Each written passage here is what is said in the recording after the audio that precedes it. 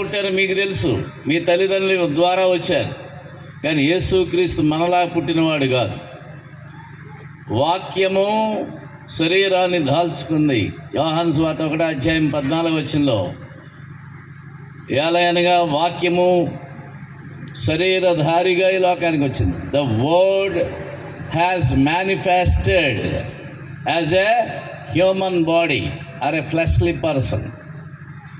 వాక్యము శరీరాన్ని దాల్చిందంటే దాన్ని అవతారం అని పిలుస్తారు తప్ప పుట్టుక అనేటువంటి మాట అది వాడుకలో ఉన్నటువంటి మాట అయినా వాస్తవానికి ఆ మాట దానికి సరిపోదు అనేటువంటిది మనం గమనించాలి.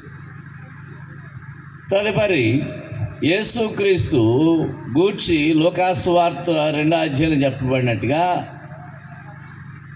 మనుషులందరికీ కలుగబో మహాసంతోషకరమైన సువర్తమానం. Jesus Christ incarnation is a great and happiest news to everyone in the world.